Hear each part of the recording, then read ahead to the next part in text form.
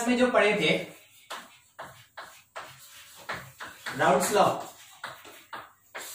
Law में basically हम लोग स्टडी किसके बारे में किए थे? तो वेपर प्रेशर के बारे में स्टडी किए थे। ठीक है, वेपर प्रेशर हम लोग ये पढ़े थे कि अकॉर्डिंग टू राउट्स लॉ क्या होता है कि जो किसी भी एक सब्सटेंस का, किसी भी एक वोलेटाइल सब्सटेंस का जो पार्शियल वेपर प्रेशर होगा that will be proportional to its mole fraction. तो इसको हम लोग कुछ इस तरीके से लिखते थे कि partial pressure of substance A that will be equals to P not A multiplied by mole fraction of A. ये एक पहला चीज था जिसमें हम लोग को ये पता चलता था कि पी ए क्या रिप्रेजेंट कर रहा है, it is the partial vapour pressure due to substance A. P not A क्या होता था? Partial vapour pressure due to pure substance A. और ये जो एक्स ए था it is the mole fraction of substance A. By the way अगर हम लोग ए और बी इसको मिला के सोल्यूशन बनाते थे, ए और बी को अगर मिला के सोल्यूशन बनाते थे तो इसका जो टोटल प्रेशर ऑफ सोल्यूशन होता था वो सम होता था पीए और पीबी के। वो partial pressure due to A और partial pressure due to B इन दोनों के सम के बराबर होता था। अगर हम तीन कंपोनेंट मिलाते ए बी और सी और इन तीनों को मिला के सोल्यूशन बनाते हैं तो वैसे केस में मेरे पास जो टोटल प्रेशर ऑफ सोल्यूशन होता वो ए के कारण, बी के कारण और सी के कारण जो भी प्रेशर जनरेट होता उसके सम के इक्वल होता। मतलब कि ये वाला जो कॉन्सेप्ट था ना ये एक्चुअल में आया कहां से था? ये कॉन्सेप्ट एक्चुअल में जॉन डाल्टन का, Dalton's law of partial pressure. बिल्कुल सही कि अगर किसी एक कंटेनर में मल्टीपल गैस या मल्टीपल वेपर्स एक साथ क्लोज्ड है तो जो टोटल प्रेशर होगा वो उन हर एक इंडिविजुअल कंपोनेंट के पार्शियल प्रेशर के सम के बराबर होगा।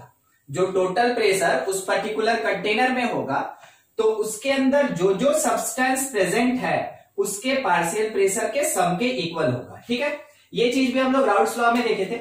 और राउट्स लॉ में हम लोग अगला पॉइंट एक देखे थे कि ये बेसिकली एप्लीकेबल किसके लिए? तो लिक्विड प्लस लिक्विड। ठीक है, और दूसरा हम लोग ये पढ़े थे कि ये एक नॉन वोलाटाइल सोल्यूट और इसके साथ में वोलाटाइल लिक्विड, इन दोनों के लिए ये एप्लीकेबल होता है राउट्स लॉ। ठीक है, इन दोनों के लिए एप्लीकेबल होता है राउट्स लॉ। अब लिक्विड में हम लोग क्या देखे थे कि दोनों कैसा? वोलाटाइल, यानी दोनों जो है वो लिक्विड से वेपर में कन्वर्ट हो रहा है। तो इसी के लिए ऐसे लिखा जा सकता था ना कि PS that is equals to PA plus PB। और फाइनली इसको हम लोग थोड़ा सा सॉल्व करते थे तो ये PA जो है वो P नॉट A XA और PB जो था वो P not B into mole fraction of B इसके इक्वल होता था। ये कब का केस? जब दो वोलाटाइल लिक्विड एक दूसरे के साथ मिक्स होता था, ये तब का केस है। ठीक है, अच्छा, नॉन वोलाटाइल सोल्यूट और लिक्विड प्रेजेंट है तो वैसे केस में जो प्रेशर ऑफ सोल्यूशन होगा वो ड्यू टू A और B। इसमें अगर आपको याद हो तो जैसा बताए थे वैसे ही लेके चल रहे हैं। A कौन हुआ करता था? सॉल्वेंट और B कौन था? सोल्यूट। ठीक है, B कौन था? सोल्यूट। तो हम लोग कुछ ऐसा समझ रहे थे कि जो सोल्यूट है मेरे पास वो कैसा है? Non volatile. तो ऑब्वियस सी बात है अगर ये नॉन वोलाटाइल सोल्यूट है तो वैसे केस में जो P नॉट B होगा वो 0 होगा और इसके कारण जो PB होगा वो भी क्या हो जाएगा? 0 हो जाएगा। तो pressure due to non volatile solid solute 0। तो बचा अपने पास क्या था? जो प्रेशर ड्यू टू सोल्यूशन होगा वो PA के इक्वल होगा, यानी ये P नॉट A XA के इक्वल होगा। और इसी चीज को कन्वर्ट किए थे ना पिछले क्लास में कि PS that is equals to P naught A और XA को लिखे थे 1 माइनस XB और इससे कैलकुलेशन किए थे हम लोग मोल फ्रैक्शन ऑफ सोल्यूट का, जो हम लोग को मिला कितना था? P naught A minus PS by P not. यानी कि इस पर्टिकुलर पार्ट को यूज करके, इस पर्टिकुलर रिजल्ट को यूज करके हम लोग जो सोल्यूट हुआ करता था उसके मोल फ्रैक्शन को कैलकुलेट कर सकते थे। ठीक है, तो ये भी एक पार्ट है, ध्यान रखिएगा, ये भी एक पार्ट है राउट्स लॉ का। ठीक है, ये भी एक पार्ट है राउट्स लॉ का। तो राउट्स लॉ का एक अनदर स्टेटमेंट क्या होगा? Mole fraction of solute is equals to relative lowering in vapour pressure. ठीक है, ये राउल्ट्स लॉ का एक और स्टेटमेंट है। राउल्ट्स लॉ का दो स्टेटमेंट, एक स्टेटमेंट क्या कह रहा था कि partial pressure due to volatile is directly proportional to the mole fraction of volatile substance, ठीक है। और दूसरा स्टेटमेंट ये था कि mole fraction of non volatile solute is equals to relative lowering in vapour pressure, ठीक है। Mole fraction of solute is equal to relative lowering in vapour pressure. ये सेकंड स्टेटमेंट था राउल्ट्स लॉ का। तो Raoult's law का अपने पास कितना statement? दो। कौन कौन सा? एक था कि mole fraction of non volatile solute is equals to relative lowering in vapour pressure, और दूसरा क्या था कि partial pressure due to volatile substance is directly depends upon the mole fraction of that substance, ठीक है। ये दो चीज, इतना चीज हम लोग पिछले क्लास में पढ़े थे, और इसके साथ एडिशनल हम लोग ये भी पढ़े थे कि कैसे नॉन वोलेटाइल सोल्यूट का मॉलिक्यूलर मास या मोलर मास कैलकुलेट किया जाएगा, ठीक है। इसी रिजल्ट को यूज किए थे। देखते चलिए, इतना सारा चीज हो गया था। अभी इसमें से आपको कुछ लिखने का वैसे जरूरत नहीं है, ऑलरेडी आप पिछले क्लास में ये लिखे थे, ठीक है। बस आपको याद करा रहे थे क्योंकि थोड़ा कंटिन्यू रहेगा आज ये भी। अच्छा, दूसरा एक और वर्ड पिछले क्लास में आया था, अगर आपको याद हो तो, आइडियल सॉल्यूशन, ठीक है। आइडियल सॉल्यूशन हम लोग किसको कहते हैं? जो राउल्ट्स लॉ को फॉलो करता है। हाँ बिल्कुल सही, जो राउल्ट्स लॉ को फॉलो करता है उसको हम लोग आइडियल सॉल्यूशन कहते थे, ठीक है।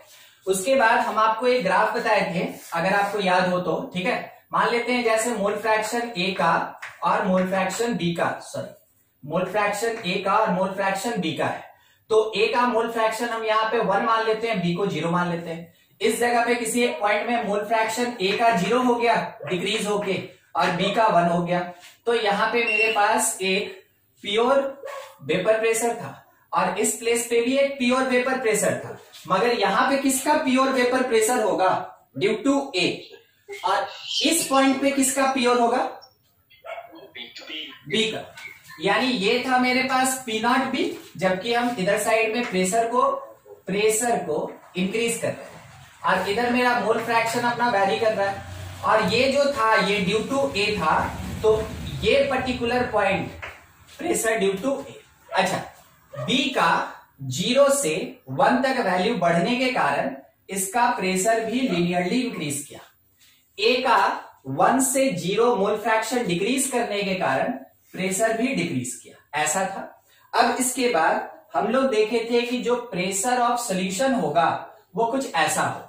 It is the partial pressure of solution, और वो ए और बी के सम के इक्वल हुआ करता था। ये ग्राफ देखे थे, और ये पर्टिकुलरली किसके लिए था? जब राउल्ट्स लॉ को फॉलो करे, तो राउल्ट्स लॉ को फॉलो करे तो कैसा सोल्यूशन? आइडियल सोल्यूशन कहते थे उसको, ठीक है। हाँ, एक और चीज पिछले क्लास में ये भी हम लोग पढ़े हुए थे कि अगर हम लोग को मोलिकुलर मास या मोलर मास कैलकुलेट करना है, ठीक है, तो जो मोलर मास सोल्यूट का हुआ करता था, जो मोलर मास था सोल्यूट का, हम लोग ये जानते थे ना कि B that is equals to क्या? P not A minus P S by P not ए।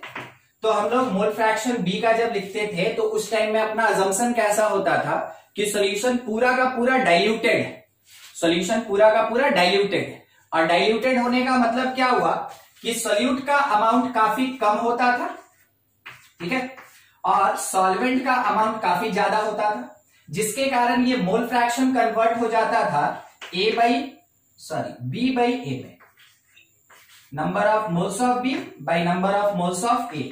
और ये P not A minus P S division में पी नॉट ए के इक्वल था। यहीं से हम लोग इसका मोलर मास कैलकुलेट किए थे। तो मोलर मास निकालने के लिए मास of solute by molar mass of solute multiplied by mass of solvent, molar mass of solvent is equals to relative lowering in vapor pressure, and it will be equals to P naught A minus PS division में P naught A। पढ़े थे, ठीक है, ये पढ़े थे। अब देखिए इसी में से ना एक रिजल्ट रिड्यूस कर रहा है, थोड़ा ध्यान से समझिएगा, देख के बताइएगा ये क्वांटिटी क्या है, ठीक है। जो पिछले क्लास में पढ़े थे ना, हमको जहां तक उम्मीद है शायद यही खत्म किए थे, ठीक है। हाँ, ये क्या है? मोलैलिटी तब होगा जब हम इसको केजी में कन्वर्ट करेंगे। एकदम आपका पहचानना सही था, ठीक है, कि ये मोलालिटी से रिलेटेड टर्म है, मगर मोलालिटी तब होगा जब हम इसको केजी में कन्वर्ट करेंगे। ठीक है, हम क्या कर रहे हैं कि केजी में कन्वर्जन के लिए ऊपर में मल्टीप्लाई करेंगे 1000 से, तो यहां पे मल्टीप्लाइड बाई 1000। ठीक है, तो ये मेरे पास अब केजी में कन्वर्ट हो गया। अब आप इस पर्टिकुलर पार्ट को कह सकते हैं, ठीक है, इस पर्टिकुलर पार्ट को कह सकते हैं कि ये मोलालिटी, ठीक है, ये मोलालिटी है। 1000 इंक्लूडेड और नॉट इंक्लूडेड, मोलालिटी में ये 1000 इंक्लूड होगा कि नहीं होगा, सोच के बताइएगा।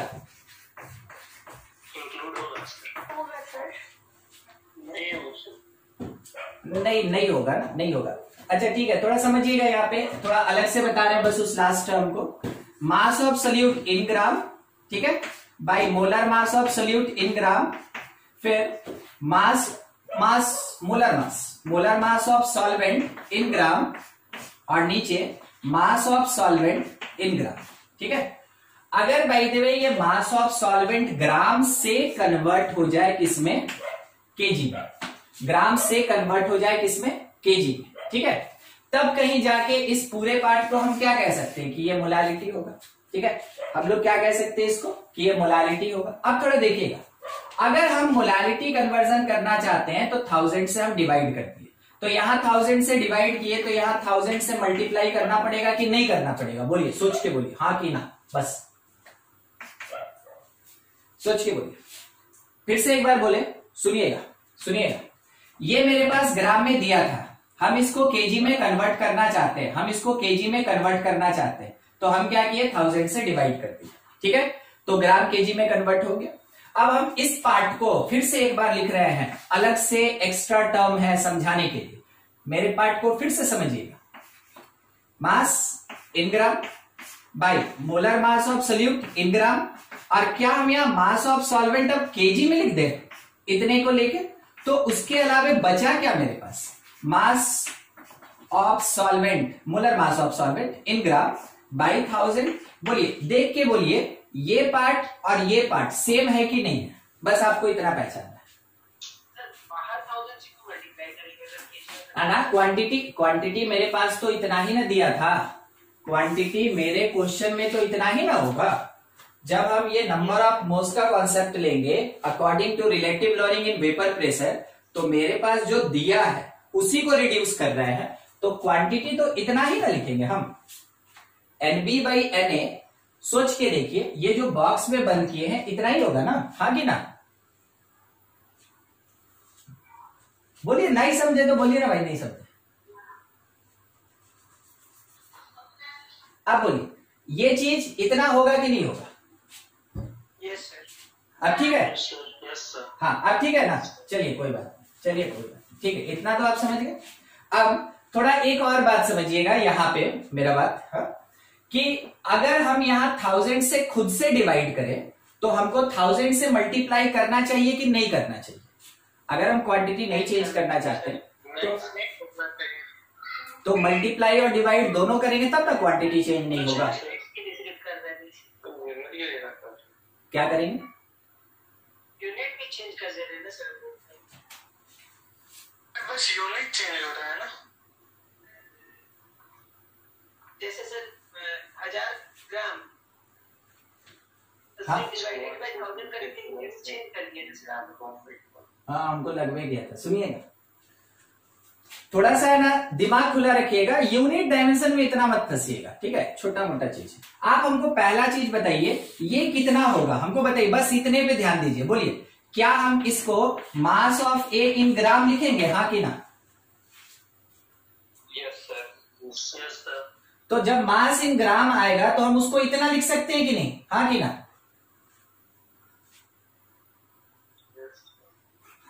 हाँ तो हाँ, नहीं तो नहीं बोलना है, ठीक है, हाँ तो हाँ, नहीं तो नहीं। अगर मेरे पास मास इन ग्राम है तो हम उसको ऐसे लिख सकते हैं कि मास इन केजी मल्टीप्लाइड बाई 1000, ठीक है, ठीक है। देखिए ये उतना ज्यादा कंफ्यूजिंग पार्ट था नहीं, आप हो गए पता नहीं कैसे, ठीक है। अगर किसी भी क्वांटिटी को हमको उतना ही रखना है, चेंज नहीं करना है, तो जितने नंबर से डिवाइड करते हैं क्या उससे उतना मल्टीप्लाई नहीं करते, सिंपल मैथमेटिक्स है। ठीक है, वही काम किए ना कि 1000 से मल्टीप्लाई और डिवाइड किए, वही काम तो किए। और ये जो पार्ट है ये यहाँ पे लिखा हुआ है। चलिए ठीक है। अब थोड़ा सा फिर से हम यही चीज ला रहे हैं, आप देखिएगा। अब जिसको कंफ्यूजन होगा जरूर बताइएगा, थोड़ा सा सोचिएगा, बस यूनिट कन्वर्जन है और कुछ नहीं। ये जो मेरे पास relative lowering in vapour pressure है ना, हम इस क्वांटिटी में क्या कर रहे हैं कि मल्टीप्लाई बाई 1000 कर रहे हैं और डिवाइडेड बाई 1000 करेंगे खुद से। ठीक है, हम क्या किए, इस क्वांटिटी में मल्टीप्लाई किए 1000 से और डिवाइड किए 1000 से, रह गया तो ये relative lowering in vapour pressure के बराबर। इक्वालिटी मेंटेन करना है तो जितने से मल्टीप्लाई किए उतने से डिवाइड करेंगे। अब थोड़ा सोचिएगा, ये मेरे पास ग्राम में था, ये मेरे पास ग्राम में था, इस क्वांटिटी को लेके ये केजी में कन्वर्ट होगा कि नहीं? ठीक, बस इस क्वांटिटी को लेके ये इसमें केजी में कन्वर्ट होगा। इतना ही हम लिख रहे हैं, इतना ही चेंज करेंगे। देखिएगा, mass of solute, molar mass of solvent by mass of molar mass of solute और mass of solvent in KG. अब इस ग्राम को हम केजी लिख सकते हैं क्योंकि 1000 को इंक्लूड कर लिए, और इसके साथ बचा क्या, 1/1000 बचा, that is equals to P0A minus PS by P0A। अब बोलिए, ये लाइन से ये लाइन आए, किसी को कोई कंफ्यूजन है किसी टर्म में तो बताइए। ठीक है, सबको क्लियर? चलिए बढ़िया। अब ये पार्ट बोलिए क्या है, अब बोलिए। अब ये एग्जैक्टली मोलैलिटी है, अब ये एग्जैक्टली मोलैलिटी है। ठीक है, तो हम बोले कि इसका मतलब ये हुआ कि अगर मोलैलिटी को मल्टीप्लाई करें मोलर मास ऑफ सॉल्वेंट से और इसको डिवाइड किया जाए 1000 से, तो ये relative lowering in vapour pressure के इक्वल होगा। ये relative lowering in vapour pressure के इक्वल होगा। देखिए, ये है relation, relative lowering in vapour pressure, molality के बीच का relation, relative lowering in vapour pressure, mole fraction के बीच का रिलेशन। ठीक है, तो होगा क्या ना कि आपको relative lowering in vapour pressure दिया रहेगा। ठीक है, और आपसे ये बोला जाएगा कि मोलालिटी निकालो, तो आप चाहे तो मोल फ्रैक्शन निकाल के उसको कन्वर्ट भी कर सकते हैं, और नहीं तो दूसरा स्ट्रेट फॉरवर्ड मेरे पास अब रिलेशन मिल गया कि अगर relative lowering in vapour pressure दिया है तो वैसे केस में मोलालिटी निकालने के लिए हम इस फॉर्मूला को यूज करेंगे। ठीक है, या फिर मोलालिटी हमको पता है, मोल फ्रैक्शन ऑफ सॉल्वेंट हमको पता है, तो भी हम relative lowering in vapour pressure निकाल सकते हैं। ठीक है, समझ में आया? LHS दे देगा, RHS निकालना, RHS दे देगा, LHS निकालना, कुछ क्वांटिटी इसमें से मिसिंग रहेगा, वो फाइंड करना। तो relative lowering in vapour pressure related with molality, relative lowering in vapour pressure related with mole fraction. देख लीजिए, कुछ डाउट कुछ कंफ्यूजन तो पूछा जाए तो एक क्वेश्चन करना अभी बाकी है। बस यहीं से आज का थ्योरी स्टार्ट है। ठीक है, अभी तक तो पीछे वाला याद करा रहे थे, यहीं से हम लोग का थ्योरी स्टार्ट हो गया। आप इसका स्क्रीनशॉट ले लें, फिर आगे बढ़े, कुछ डाउट है तो पूछा जाए।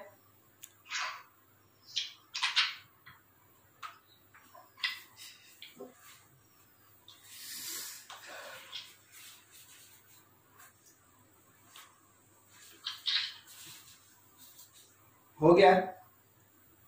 Yes sir.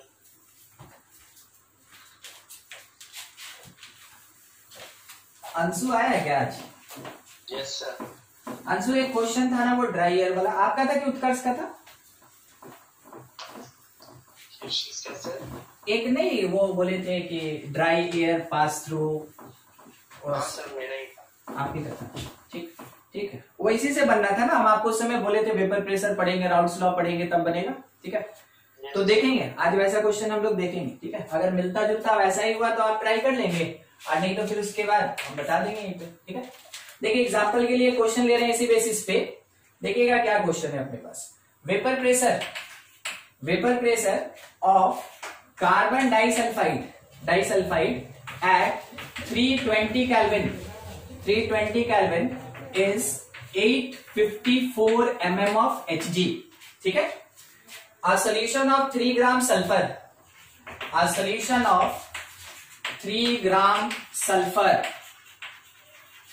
sulfur in 150 gram, in 150 gram carbon disulfide has vapor pressure equal to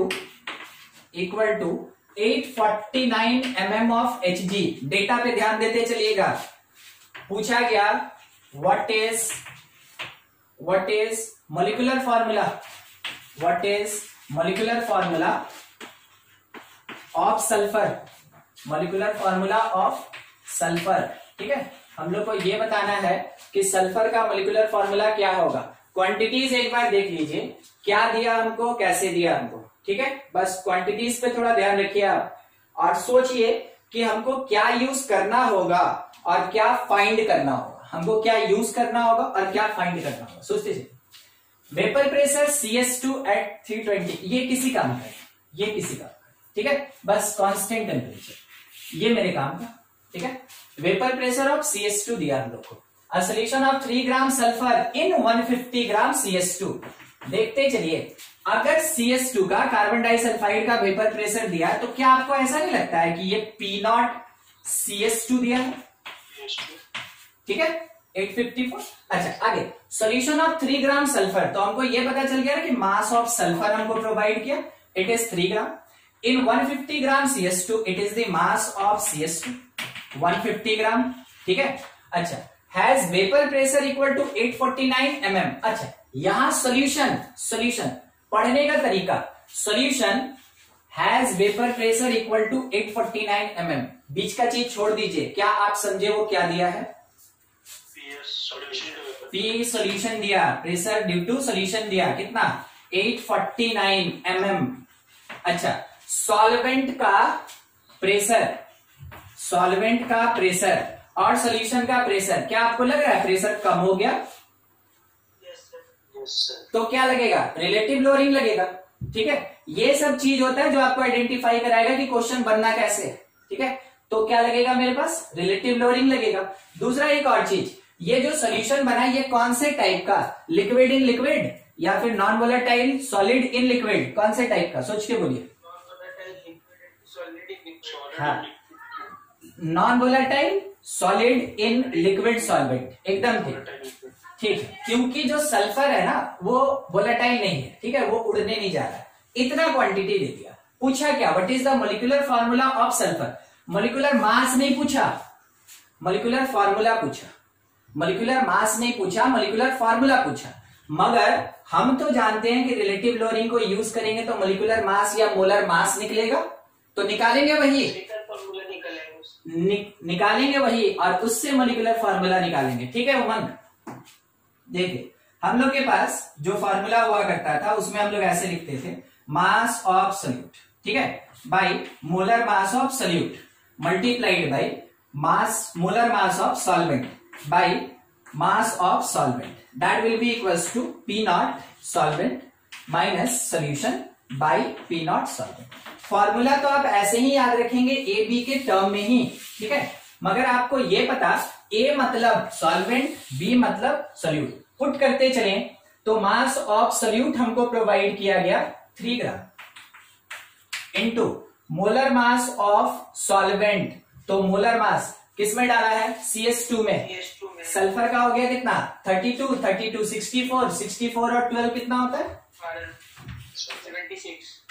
चलिए ठीक है, ये डिवीजन में मोलर मास ऑफ बी नहीं पता, यही तो निकालना है, और मास ऑफ सॉल्वेंट दिया था कहीं क्वेश्चन में, ये रहा 150 that is equals to P not A मेरे क्वेश्चन में दिया है 854 माइनस सॉल्यूशन का 849, डेटा केवल पुट करके हमको कैलकुलेट करना, नीचे कौन 854, यहां से हम एमबी निकाल लेंगे तो मास ऑफ सॉल्यूट, हाँ कुछ बोल रहे? चलिए बढ़िया, मास ऑफ सॉल्यूट यानी sulphur, molar mass of solute यानी sulphur that is equals to quantity है यहाँ पे 3 इंटू 76 मल्टीप्लाइड बाई 854 और डिवीजन में 150 के साथ में कौन प्रेजेंट, इसका सब्सट्रैक्शन कितना रिजल्ट दे रहा है? 5, ठीक है 5। चलिए ठीक, यहां से अप्रोक्स निकालेंगे, ठीक ना, देखिए 15 5 टाइम में 75 होता है, 75 और यहाँ 76 दिया है तो थोड़ा कैंसिलेशन कर ले रहे हैं, अप्रोक्सीमेटली 1 टाइम में ही कर रहे हैं। 3 से मल्टीप्लीकेशन है 12, 15, 116, फिर उसके बाद 24, 25, ये मिल गया। अच्छा, डिवीजन में एक जीरो है तो यहां पे पॉइंट लग जाएगा लगभग। अप्रोक्सीमेटली ध्यान रखिएगा, एग्जैक्ट कैलकुलेशन नहीं है, क्योंकि 76 और 75 को डिवाइड करके हम 1 लिख देते, ठीक है, इसलिए approximately molar mass of sulphur हमको मिला 256.2 लगभग, ठीक है, लगभग इतना मिला।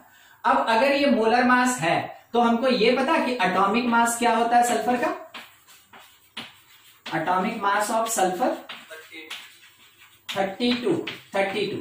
तो 32 से अगर हम इसमें डिवाइड करेंगे तो जो भी इंटीजर आएगा वो हमको बताएगा ना कि एक मॉलिक्यूल के अंदर कितना एटम एक साथ बैठा हुआ है, बस वही कैलकुलेशन करना है। तो number of atoms in one molecule of sulphur that is equals to 256.2 division में 32, अप्रोक्सीमेटली कितना आएगा, लगभग 8 आएगा। हाँ, अप्रोक्सीमेटली ये 8 आएगा, ठीक है। तो हमको ये पता चला कि एक मॉलिक्यूल में सल्फर का कितना एटम, 8 एटम। तो अब कह सकते हैं कि मॉलिक्यूलर फॉर्मूला जो होगा वो कितना होगा, molecular formula that is SH is equals to SA। देखिए, मॉलिक्यूलर फॉर्मूला के डिटर्मिनेशन में भी यूज हुआ relative loading in vapour pressure का। एक बार आप नोट कर लें, कुछ डाउट है तो पूछा जाए। समझिएगा क्या हो रहा है इस क्वेश्चन में। क्वेश्चन ये है, dry air was passed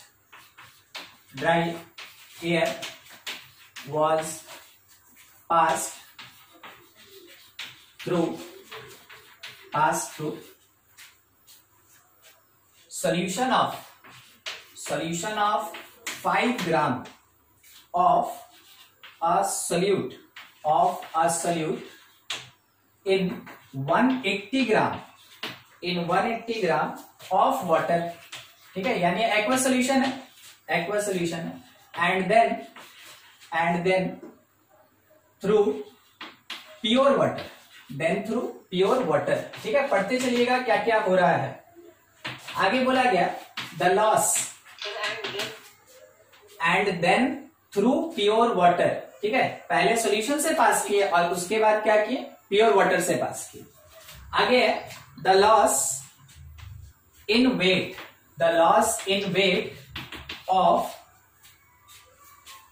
solution was 2.5 gram and that of pure solvent means water, and that of pure solvent is 0.04 gram. Find, question ये है, फाइंड मॉलिक्यूलर वेट यानी molar mass, find molar mass या molecular weight of solute क्या होगा, ठीक है। ये हम लोग को फाइंड करना है कि कितना होगा। देखिए, क्वेश्चन में क्या बोला गया ना कि सबसे पहले एक कंटेनर में मान लीजिए जैसे कि सॉल्यूशन था और एक कंटेनर में प्योर वाटर था, केवल वाटर था, ठीक है, प्योर वाटर। अब ड्राई एयर यहां से पास किया गया, तो सबसे पहले वो सॉल्यूशन से गया तो ड्राई होने के कारण टेम्परेचर बढ़ गया और उसमें से वेपर्स ड्राई एयर के साथ आगे निकल गया, ठीक है। फिर उसके बाद ये यहां पहुंचा और वाटर से पास हुआ तो कुछ वाटर भी उड़ गया और इसके साथ बाहर निकल गया, ठीक है। तो देखिए कहीं एक टर्म लिखा होगा लॉस, ठीक है, द लॉस इन वेट। जैसे सॉल्यूशन के ऊपर से पार हुआ तो सॉल्यूशन का कुछ वेपर ड्राई एयर के साथ निकल गया, फिर सॉल्वेंट के ऊपर से पार हुआ तो इसका कुछ पार्टिकल ड्राई एयर के साथ निकल गया। तो ऑब्वियस सी बात है दोनों के मास में क्या हुआ, लॉस हुआ।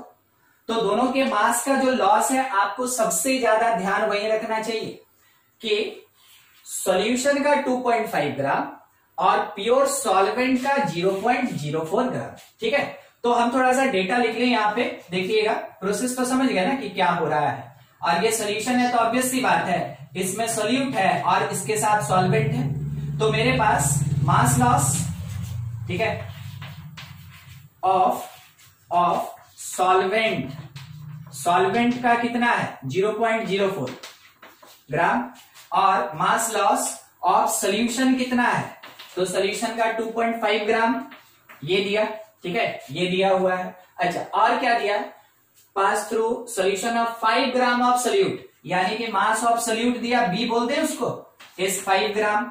उसके साथ में इन 180 gram of water, mass of solvent दिया, मतलब वाटर, और वो 180 ग्राम है, ठीक है। देखिए इतने क्वांटिटी, बस 4 ही जगह पे तो डेटा है, इतने क्वांटिटी में हमको क्या कैलकुलेट करना, मॉलिक्यूलर मास ऑफ सोल्यूट क्या होगा। तो अगर यहां पे वेपर्स का बात हुआ तो ऑब्वियस सी बात है वेपर प्रेशर आएगा, वेपर का अगर बात हुआ तो वेपर प्रेशर आएगा, और वेपर प्रेशर आएगा मीन्स राउल्ट्स लॉ आएगा, समझे।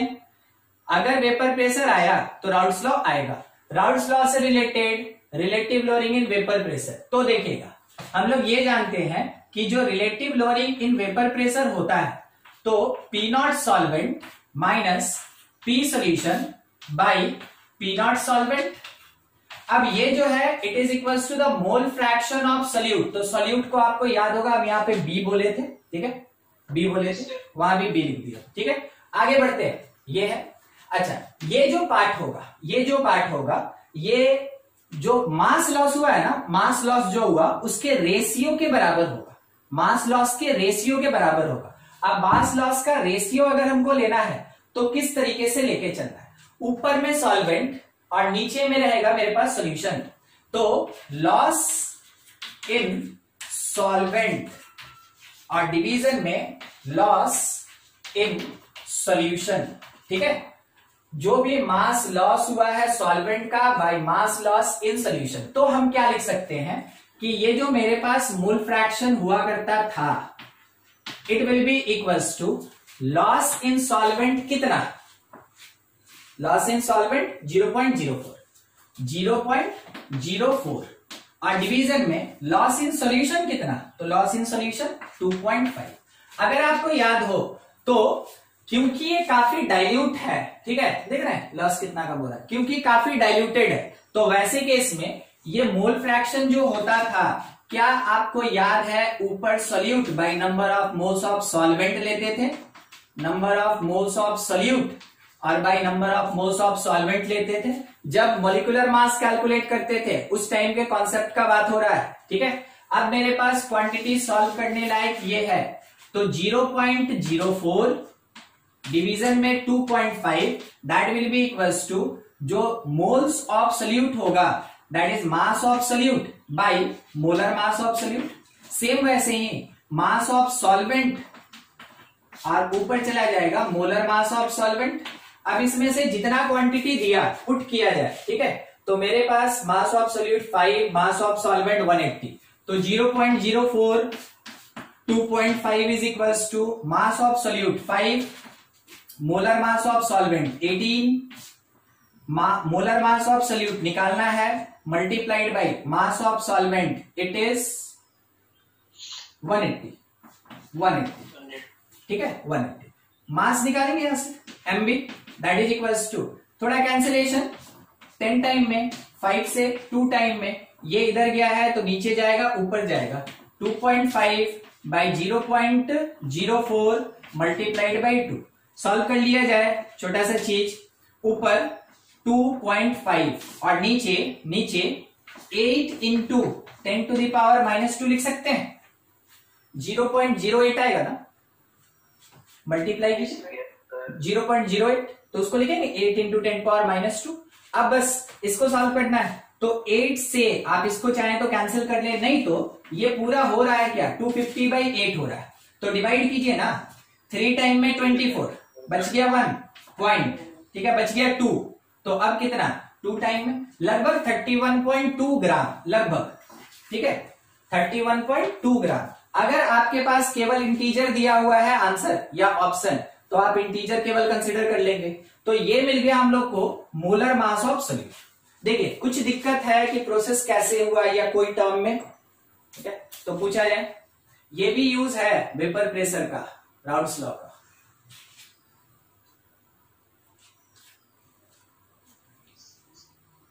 ये लॉस ऑफ सॉल्वेंट का है और सोल्यूशन रेशियो के बाद मोल फ्रैक्शन को लॉस में कैसे लीजिए सर, ये वाला ना, यस। अच्छा ठीक है, देखिए हुआ क्या ना, सबसे पहले अगर यहाँ पे सोल्यूशन है मेरे पास, तो सॉल्यूशन के ऊपर से ड्राई एयर जब गया, ठीक है, तो इसमें से पता नहीं हमको सोल्यूट जो है मेरे पास वोलेटाइल की नॉन वोलेटाइल, क्या आपको लगता है, बोलिए हाँ कि ना?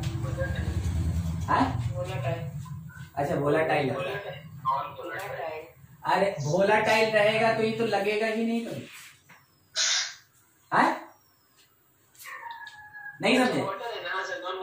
हाँ, सोल्यूट कैसा है? नॉन वोलेटाइल है, सोल्यूट नॉन वोलेटाइल है। तो स्टार्टिंग में मेरे पास जो लॉस हुआ, ठीक है, जो लॉस हुआ उसके कारण प्रेशर में कमी आया होगा। तो प्रेशर में जो कमी आया, देखिएगा समझिएगा, जो लोअरिंग है, केवल न्यूमरेटर का बात कर रहे हैं, जो लोअरिंग है तो वो किस में लोअरिंग है, कौन कम हो रहा है, थोड़ा समझिएगा। पी नॉट यानी कि सॉल्वेंट का कम हो रहा है, इसमें से सब्ट्रैक्ट कर रहे हैं तो किसका कम हो रहा है? अरे नहीं सर, रुकिए हम आपको एक चीज और बताएं। मान लीजिए केवल वाटर है, ठीक है, तो इसमें से इतना वेपर्स बना, अगर हम इसके अंदर कुछ नॉन वोलेटाइल चीज डाल दिए, ठीक है, तो बोलिए उतना ही वेपर बनेगा कि कम हो जाएगा? कम हो जाएगा। तो किसका कम हुआ, सॉल्वेंट का या फिर सोल्यूट का? सॉल्वेंट का, बस ये चीज सुनना था। तो ये जो क्वांटिटी है ये बताता है ना हमको कि पी नॉट में से सॉल्वेंट के जो इंडिपेंडेंट पार्शियल प्रेशर होता है प्योर फॉर्म में, उसमें से कुछ कमी आया। सब्ट्रैक्ट होना मतलब क्या होता है? कमी होना, लोअरिंग, ठीक है। तो किस पे इफेक्ट पड़ा? सॉल्वेंट। इस कारण से यहाँ पे लॉस इन किस क्या हो रहा है? सॉल्वेंट, क्योंकि सॉल्वेंट है ना जो वहां पे इवेपोरेट होके या वेपराइज होके बाहर चला जा रहा है। तो किसका वहां पे लॉस हुआ? मास लॉस किसका हो रहा है? सॉल्वेंट का। फिर से एक बार बोले हम आपको, ये मेरा ड्राई एयर सबसे पहले कहां से गुजरा? सॉल्यूशन से, और सॉल्यूशन में से कोई उड़ के बाहर निकलेगा तो सॉल्वेंट निकलेगा, ना कि सोल्यूट निकलेगा। कहना सही है?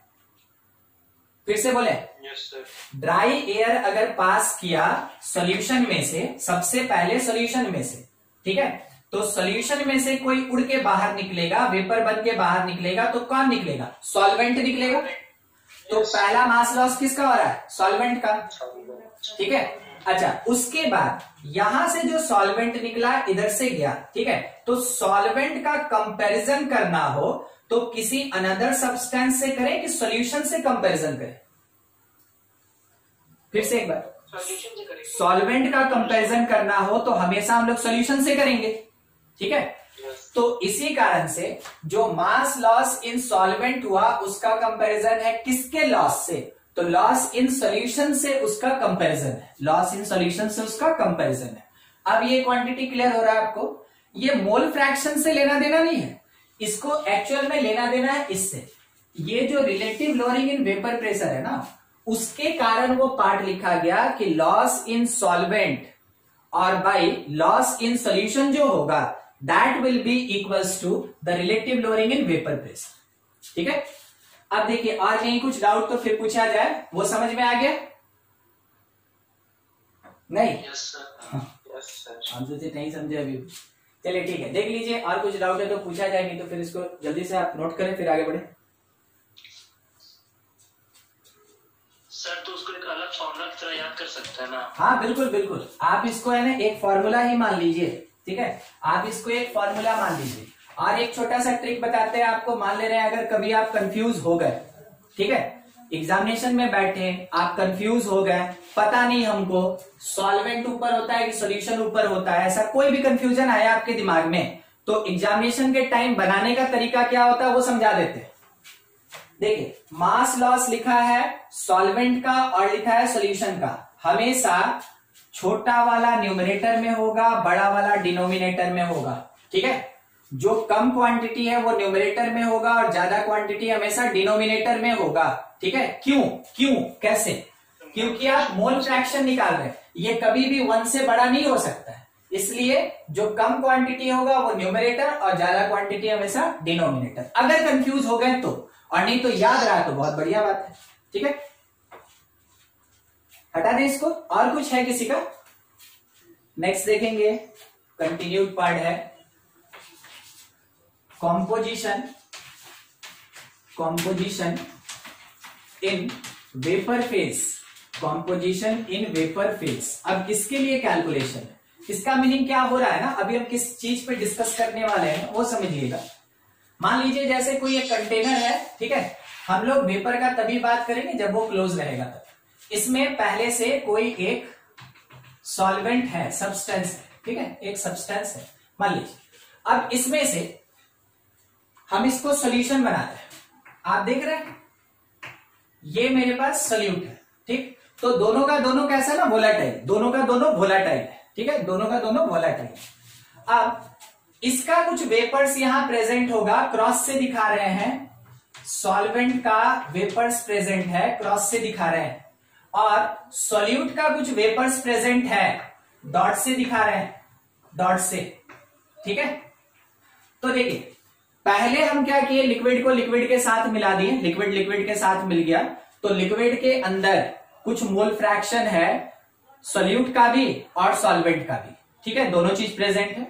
धीरे धीरे क्या था कि ये वोलाटाइल होने के कारण कुछ वेपर्स बनाया, कुछ वेपर्स बनाया, और वेपर्स यहां जो स्पेस में प्रेजेंट है, एम्प्टी स्पेस में प्रेजेंट है, यहां सॉल्वेंट का भी वेपर है और सॉल्यूट का भी वेपर है, ठीक है। सॉल्यूशन हम कैसा लेके चल रहे हैं, सॉल्यूशन है मेरे पास 2 वोलाटाइल लिक्विड्स का, 2 वोलाटाइल लिक्विड्स का सॉल्यूशन है मेरे पास। तो दोनों का दोनों वेपर में कन्वर्ट होगा। अब सवाल ये उठा कि अगर कभी ये लिक्विड सॉल्यूशन के अंदर है तो कौन सा लॉ लगेगा कैलकुलेशन में, और अगर ये वेपर स्टेट में है तो इंडिपेंडेंटली कौन सा लॉ लगेगा, ठीक है, ध्यान रखिएगा। जब भी ये लिक्विड फॉर्म में होगा उस समय आप लगाएंगे राउल्स लॉ, उस समय लगेगा राउल्स लॉ, और अगर ये वेपर फेज या गैसियस फेज में है उस समय क्या लगेगा, डाल्टन्स लॉ, ठीक है, उस समय लगता है डाल्टन्स लॉ।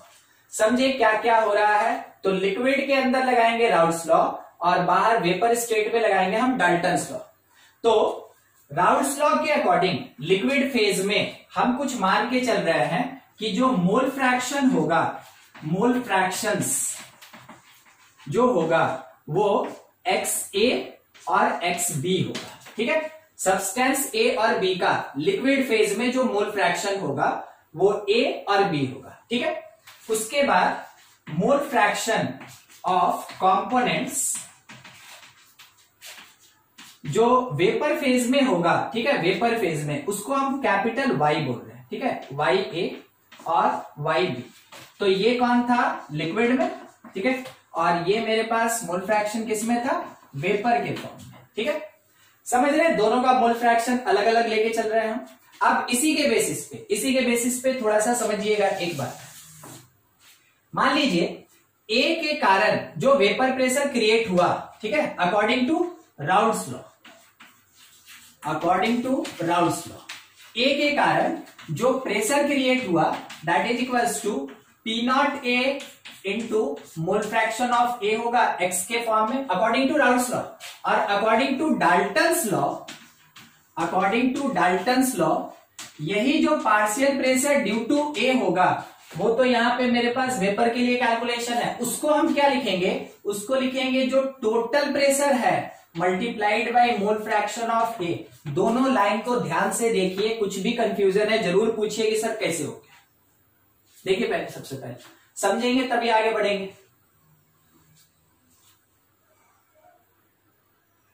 क्लियर है? Yes sir. हाँ, कुछ पूछना हो तो आप पूछ सकते हैं, उसके लिए कोई दिक्कत नहीं है, ठीक है। आप ये तो समझ गए ना, लिक्विड में था तो X में मोल फ्रैक्शन लेके चले, जब वो वेपर में कन्वर्ट हो गया हम लोग क्या कर रहे हैं, उसको Y में मोल फ्रैक्शन लेके चल रहे हैं, और इन्हीं दोनों में अभी कंपेयर करने वाले हैं। देखिए इस कंटेनर के अंदर, इस कंटेनर के अंदर A के कारण पार्शियल प्रेशर को आप PA बोलिएगा, A के कारण पार्शियल प्रेशर को आप PA बोलिएगा। तो A के कारण पार्शियल प्रेशर कोई लॉ नहीं देखने जा रहा है, A के कारण पार्शियल प्रेशर हमेशा इक्वल होगा, तो क्योंकि PA के इक्वल है तो इन दोनों लाइन के बेसिस पे लिखा जा सकता है कि P0A into mole fraction of A that will be equals to the total pressure multiplied by mole fraction in vapour phase, ठीक है। इसमें से कुछ अननोन रहेगा और आपको कैलकुलेट करना होगा।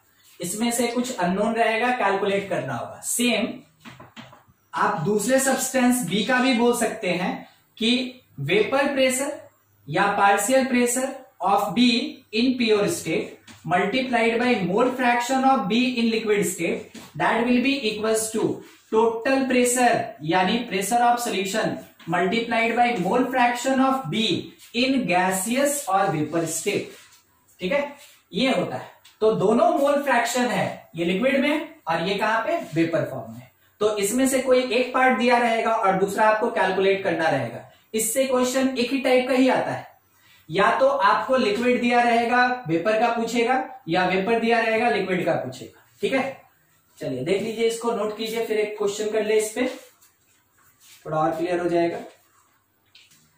देखिए क्वेश्चन एक दिया हुआ है, एकदम इसी कॉन्सेप्ट पे ही क्वेश्चन लिए हम। देखिएगा क्वेश्चन में हम लोग को ये प्रोवाइडेड है, the vapour pressure of benzene, vapour pressure of benzene that is equals to 75 mm of Hg। फिर है वेपर प्रेशर ऑफ टोलीन, तो ये कितना होता है, C7H8 होता है, C7H8।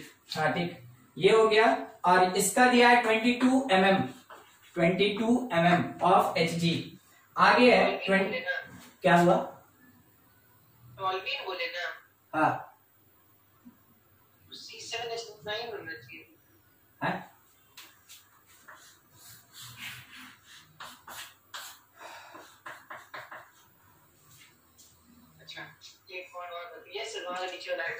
ठीक ठीक है, कोई बात नहीं, चलिए देखा जाए। तो ये था प्रेशर। आगे है 23.4 gram of benzene, mass of benzene दिया हम लोग को, मास ऑफ बेंजीन दिया 23.4 ग्राम। आगे है 64.4 ग्राम टोलीन, मास ऑफ टोलीन दिया हम लोग को C7H8, that will be equals to 64.4 gram. Are mixed if the two form an ideal solution, calculate mole fraction of benzene in vapor phase, mole fraction of benzene in vapor phase। ठीक है, assuming that vapors are in equilibrium with the liquid mixture, vapors are in equilibrium with liquid mixture, इसका क्या meaning होता है, vapour pressure है, vapour pressure है। चलिए ठीक है, ये चाहिए हम लोग को। ठीक है, ये क्वांटिटी देखिए अपने पास जो दिया है, तो ये तो सोल्यूशन के अंदर का कॉम्पोजिशन है ना, तो इससे हम क्या कर सकते हैं, इससे हम निकाल सकते हैं कि सॉल्यूशन में कितना मोल फ्रैक्शन होगा। इससे हम निकाल सकते हैं कि सॉल्यूशन में कितना मोल फ्रैक्शन होगा। तो पहला काम हम यहीं से करें।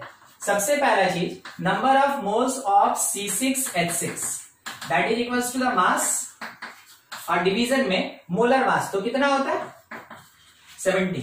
ठीक है, अप्रोक्सीमेटली कितना जाएगा, 3, 0.3 लग रहा है, हाँ 0.3। Number of moles of C7H8 that is equals to, mass दिया 64.4, तो डिवीजन में अपने पास इसका जो मास होगा तो कितना, 84 और 8 92 कितने टाइम में जा सकता है, 2/3 0.6 के आसपास होगा सर। 7 नहीं हो रहा है, मैंने पूछ रहे हैं, हाँ 7 तो हो रहा है, 0.7 एग्जैक्टली आ रहा है। ठीक है, 0.7 हो गया।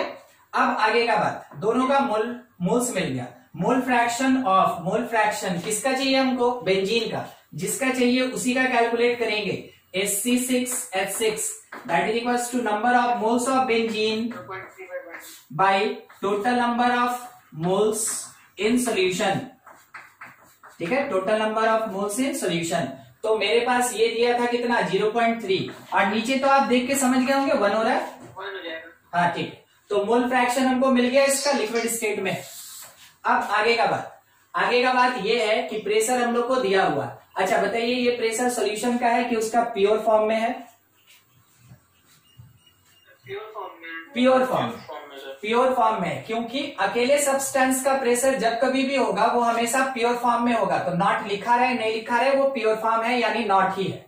तो आगे का कैलकुलेशन अगर हम करना चाहें तो देखिए, बनाने का तरीका तो मेरा यही होगा कि P0 C6H6 multiplied by mole fraction of C6H6 in liquid, ठीक है, according to Raoult's, that is equals to, according to Dalton's pressure of solution multiplied by mole fraction of C6H6।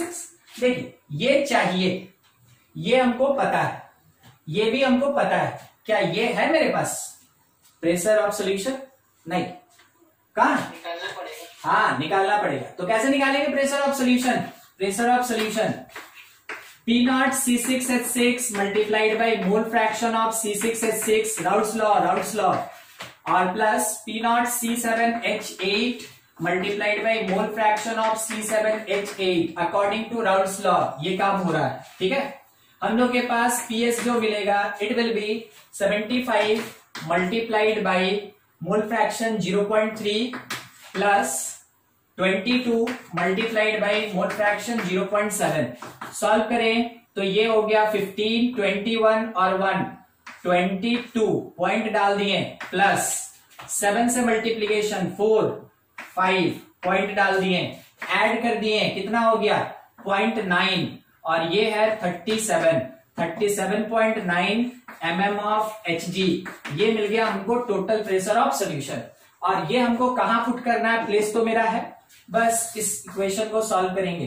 तो P0 अपने पास C6H6 का था 75, mole fraction C6H6 का निकाले हम लोग 0.3, टोटल है 37.9 multiplied by the mole fraction of benzene in vapour form.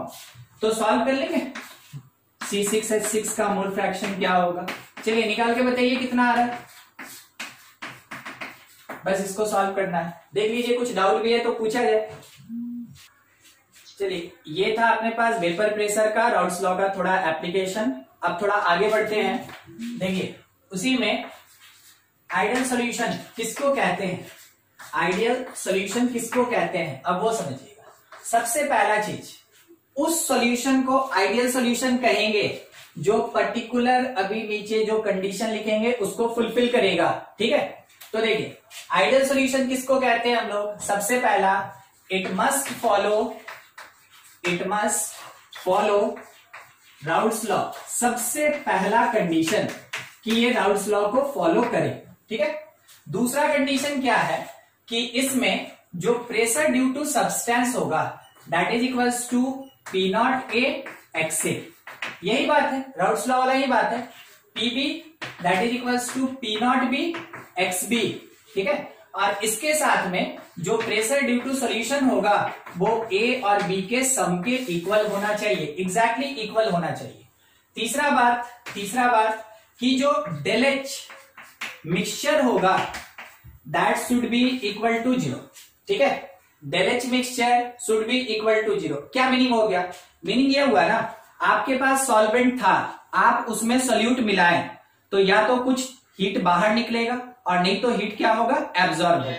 या तो हीट बाहर निकलेगा नहीं तो एब्जॉर्ब होगा। अगर ऐसा कुछ भी हो गया तो आप बोलेंगे कि डेल H या तो मेरा पॉजिटिव या नेगेटिव होगा, मगर आइडियल सॉल्यूशन के लिए डेल H मिक्सचर क्या होना चाहिए, 0, यानी कोई हीट चेंज नहीं होना चाहिए इसमें। अगर हीट चेंज हो गया तो वैसे केस में आप कभी नहीं कह सकते हैं कि ये एक टाइप का आइडियल सॉल्यूशन होगा। तो डेल H मिक्सचर कितना, 0। फोर्थ पार्ट जो है वो del V mixture should be equal to 0, ठीक है। डेल V मिक्सचर कितना, 0। इसका क्या मीनिंग हुआ, देखिए मान लीजिए 1 लीटर एक A था, उसमें 1 लीटर B मिला है तो कितना होना चाहिए, 2 लीटर। अगर 2 लीटर हुआ तो del V mixture equal to 0, यानी कि उसके वॉल्यूम में कोई भी चेंज नहीं आया, ठीक है। उसके वॉल्यूम में कोई चेंज नहीं आया। बाय द वे अगर आप किसी एक सोडा वाटर में, ठीक है, मान लीजिए सोडा वाटर है, ये 500 ml का है और आप इसमें 200 ml और दूसरा सोडा वाटर मिला दिए, क्या मिलके ये 700 ml तक ही रहेगा, वो थोड़ा सा झाग वाग बना के बढ़ जाएगा ना, ठीक है। कभी नहीं देखे हैं, मान लीजिए जैसे ना कि आपके पास पानी है, पानी, ठीक है, और उसमें आप क्या कर रहे हैं कि डिटर्जेंट डाल दिए। आप जब उसको घोलते हैं तो उसमें देखिए बबल्स बनता है, ऊपर फ्रोथ बनता है ना, फ्रोथ बनता है जिसको हम लोग बोलते हैं झाग, ठीक है, वो बनता है। अब जितना होना चाहिए उससे ऊपर होता है ना वो, जितना होना चाहिए उससे ऊपर होता है। तो बोलिए वॉल्यूम में चेंज हुआ कि नहीं हुआ? वॉल्यूम में चेंज हुआ। मगर आइडल सॉल्यूशन के लिए वॉल्यूम में कोई चेंज नहीं होना चाहिए। जो वॉल्यूम ऑफ मिक्सचर है उसमें कोई चेंज नहीं होना चाहिए। इसका मीनिंग क्या हो गया? इसका मीनिंग हुआ कि 1 litre plus 1 litre exactly 2 litre ही होना चाहिए, उससे ज्यादा नहीं होना चाहिए। ठीक है, उससे ज्यादा या कम नहीं होना चाहिए। Del H mixture equal to 0। इसका मतलब क्या हो गया कि एनर्जी या एंथैल्पी जो है, energy not gained neither loss, neither loss. ना तो निकलेगा, ना तो अंदर खींचा जाएगा, ना ही बाहर निकलेगा। ठीक है, ये चीज होना चाहिए। फिफ्थ है ऑन बेसिस ऑफ इंटरैक्शन। जो force of interaction between A and A होगा should be equals to interaction between B and B should be equals to interaction between A and B. ये क्या है? Pure solvent.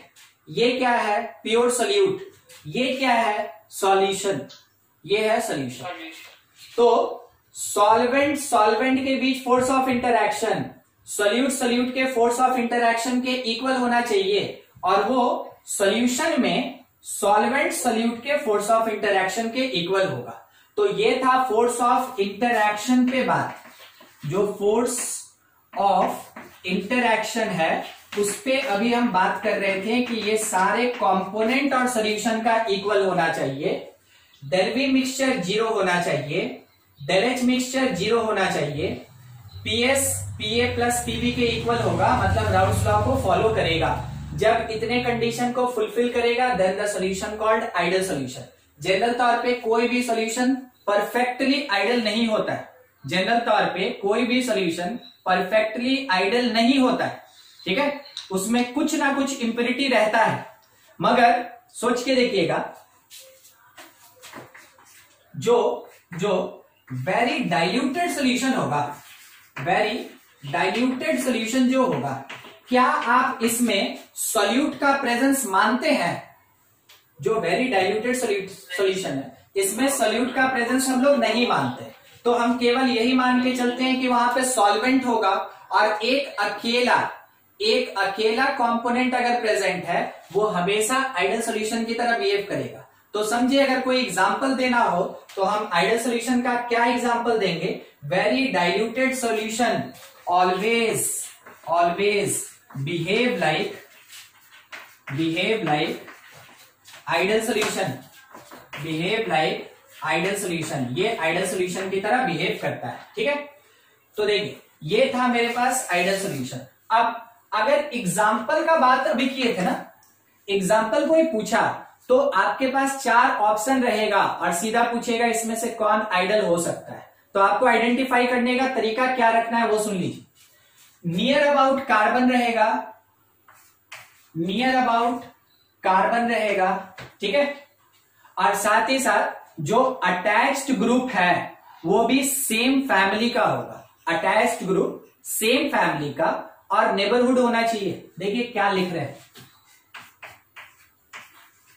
Br और C7, अच्छा एक minute, C6H5Cl, ठीक है, Cl नहीं I ऐसा। देखिए ये दोनों अभी हम कार्बन सेम रखे तो ग्रुप चेंज कर दिए, अब एक बार हम कार्बन ही चेंज कर दे रहे हैं। देखिए C7 और क्या होना चाहिए था, इसमें H8 होना चाहिए था। ठीक है, देखिए तो क्या क्या चेंज हो गया। क्या आप उस दोनों को पहचान रहे हैं?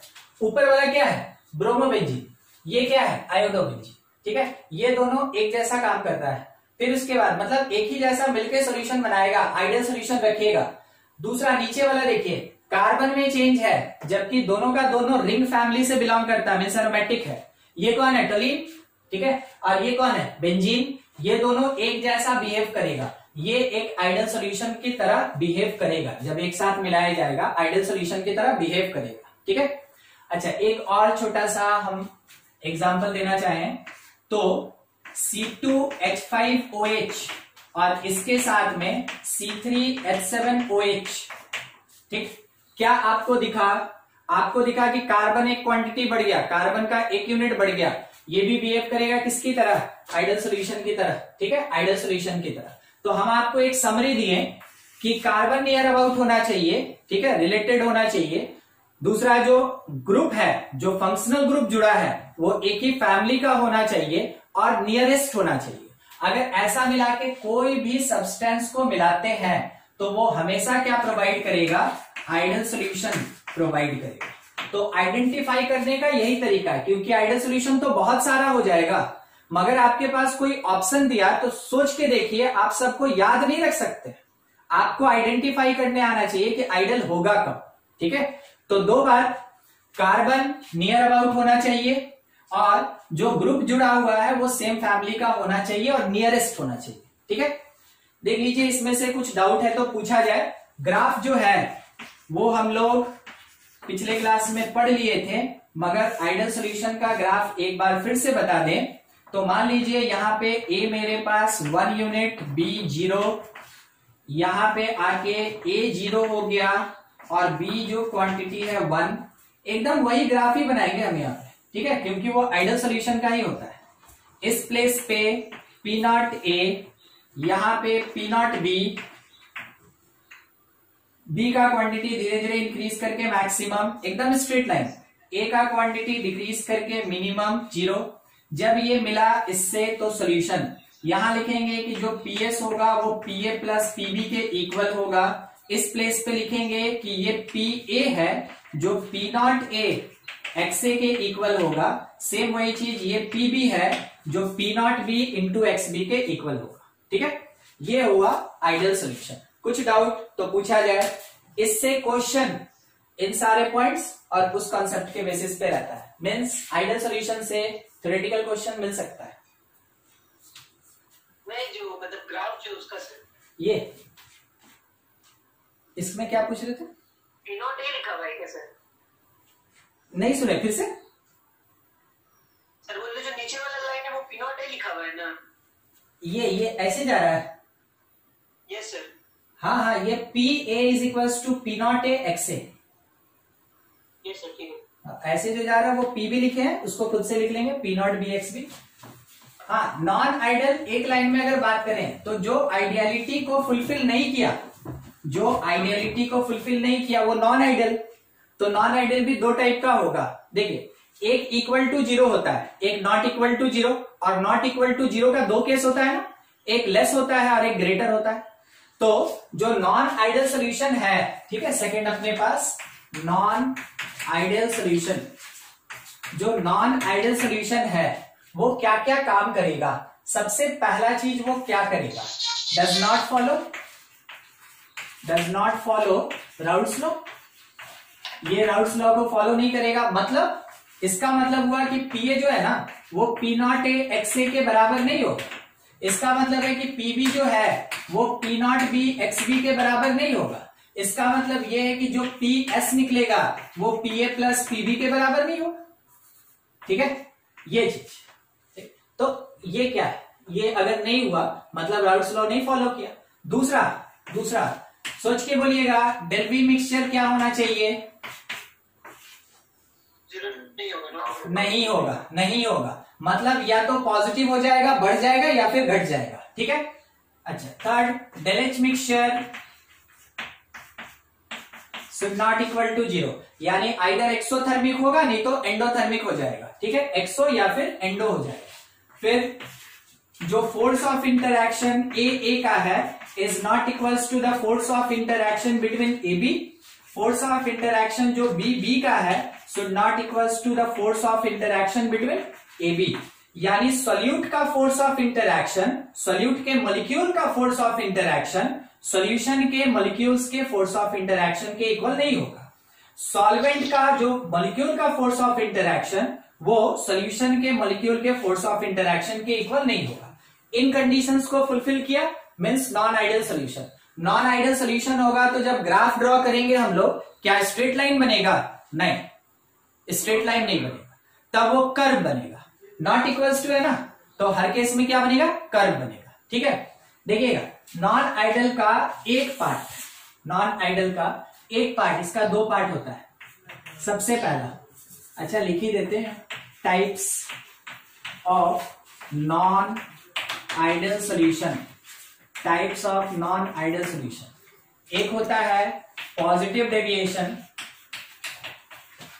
Deviation from ideality, ideal behaviour से पॉजिटिव डेविएशन, ठीक है, पॉजिटिव डेविएशन।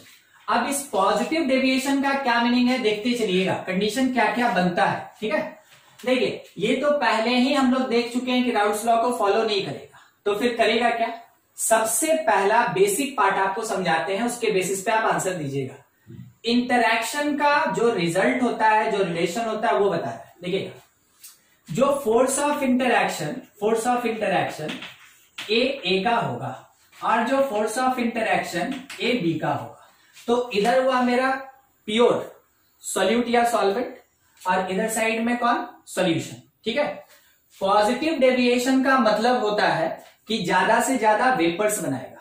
पॉजिटिव डेविएशन का मतलब क्या हो गया, ज्यादा वेपर्स बनाएगा, अपने एक्सपेक्टेड रिजल्ट से ज्यादा वेपर्स बनाएगा। तो ज्यादा वेपर अगर बन रहा है सॉल्यूशन में, तो सॉल्यूशन का फोर्स ऑफ इंटरैक्शन कम की ज्यादा, कम, ऐसा, ठीक है। तो ए और बी का जो फोर्स ऑफ इंटरैक्शन होगा वो कैसा होगा, कम होगा।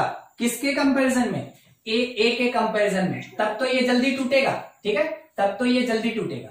यानी कि अगर हम ये बोले कि ए बी का इंटरैक्शन बी और बी से, बोलिए कौन बड़ा, आपको इससे मतलब नहीं ना कि एलएचएस में लिखा आरएचएस में लिखा, आपको मतलब है ए बी और बी से, ठीक है। तो ये बी और बी क्या होगा, ज्यादा होगा, ठीक है, ज्यादा वेपर क्रिएट करेगा, ज्यादा वेपर क्रिएट करेगा। अगर ज्यादा वेपर क्रिएट करेगा तो हम दूसरी जगह पे आते हैं, डेल एच पे, ठीक है। अगर ज्यादा वेपर क्रिएट करेगा तो डेल एच मिक्सचर पॉजिटिव की नेगेटिव, चलिए ठीक है, नेगेटिव, और कुछ नहीं, समझते हैं, आंसर आप ही देंगे, समझिएगा। मान लीजिए जैसे ये दोनों जुड़ा हुआ था और इसका फोर्स ऑफ इंटरैक्शन ज्यादा है, ये दोनों जुड़ा हुआ है और फोर्स ऑफ इंटरैक्शन ज्यादा है। किसका ज्यादा है, प्योर स्टेट में ज्यादा है, प्योर स्टेट में ज्यादा है। जब ये एनर्जी को एब्जॉर्ब करेगा तब नहीं ये बॉन्ड टूटेगा। तो मेरे पास ए के बॉन्ड को तोड़ने के लिए एनर्जी चाहिए, बी के बॉन्ड को तोड़ने के लिए एनर्जी चाहिए मीन्स एब्जॉर्ब होगा, और तब सॉल्यूशन बनाएगा। तो डेल एच मिक्सचर मेरा कैसा होगा, पॉजिटिव होगा, क्योंकि हीट क्या हो रहा है, एब्जॉर्ब हो रहा है, हीट क्या हो रहा है, एब्जॉर्ब हो रहा है। चलिए ठीक है, किसी को दिक्कत हो जरूर उसी टाइम में बात कीजिएगा हमसे। चलिए ठीक है, देखिए मान लीजिए जैसे ए और ए है, ठीक है, और इसको बी और बी से मिलाएं तो जाके मेरा सॉल्यूशन ए और बी बना। तो ये था मेरे पास, मान लीजिए सॉल्वेंट बोल रहे हैं ए को और बी को हम सोल्यूट कह रहे हैं, ठीक है। तो इसका फोर्स ऑफ इंटरैक्शन, इससे ज्यादा है। यहां देख रहे हैं, ए ज्यादा, बी ज्यादा, ये क्या है मेरे पास, मोर, ये ज्यादा फोर्स ऑफ इंटरैक्शन है। तो अगर इस बॉन्ड को तोड़ना है तो एनर्जी देना पड़ेगा, बॉन्ड अगर तोड़ना है तो एनर्जी हमको देना पड़ेगा। तो एनर्जी जब भी एब्जॉर्ब होता है, एंडोथर्मिक रिएक्शन, और एंडोथर्मिक रिएक्शन के लिए डेल एच हमेशा क्या होता है, पॉजिटिव होता है। समझ में आया वो बात, ठीक है। डेल एच मिक्सचर हो गया, कोई बताएगा डेल बी मिक्सचर पॉजिटिव की नेगेटिव,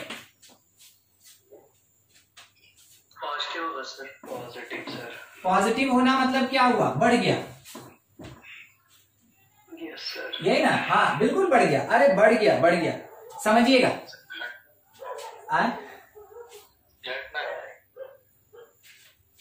देखिए डेल बी मिक्सचर अगर बोले हम पॉजिटिव तो इसका मतलब बढ़ गया। देखिए मान लीजिए यहां तक था, ठीक है, इतना और मिला दिए तो यहीं तक रहेगा तो 0, मगर ये बढ़ के यहां चला गया, तो क्योंकि मेरे एक्सपेक्टेशन से बढ़ गया ना, हम क्या किए, 1 लीटर को 2 लीटर में मिलाए, सोचिए 3 बनेगा, बन के तैयार हो गया 3.2। तो क्या बोलेंगे, डेल बी मिक्सचर पॉजिटिव, समझे। हाँ ठीक है, समझिएगा तो बोलिएगा, नहीं समझिएगा तो भी बोलिएगा कि सर नहीं समझा। डेल बी मिक्सचर मेरा पॉजिटिव क्यों सोचिए। देखिए अभी बता रहे थे, ये ना मान लीजिए ए और ए है, ठीक है, ए और ए है, और ये दोनों इतना ओवरलैप किया, क्या आपको दिख रहा है इतना ओवरलैप किया? रुकिए थोड़ा सामने जूम करके दिखा इतना ओवरलैप किया। हाँ ठीक है, ये मेरा स्ट्रॉन्ग फोर्स है, ए और ए के बीच का स्ट्रॉन्ग फोर्स है। हम इसको थोड़ा सा इधर खिसका दिए, बोलिए फोर्स मेरा स्ट्रॉन्ग हुआ कि वीक हुआ? पहले के कंपेरिजन में फोर्स मेरा वीक हो गया, ठीक है, फोर्स वीक हो गया तो देखिए जो मॉलिक्यूल था ना वो टूट गया, देख रहे हैं, वो बॉन्ड ब्रेक कर गया, ठीक है।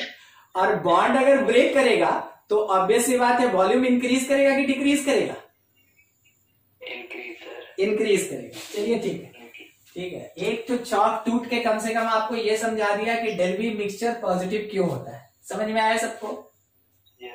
ठीक है, अगला पॉइंट अपने पास ये है, ठीक है, एक हो गया, दो हो गया, इंटरेक्शन बात कर ही लिए। अब रह गया सवाल इसका।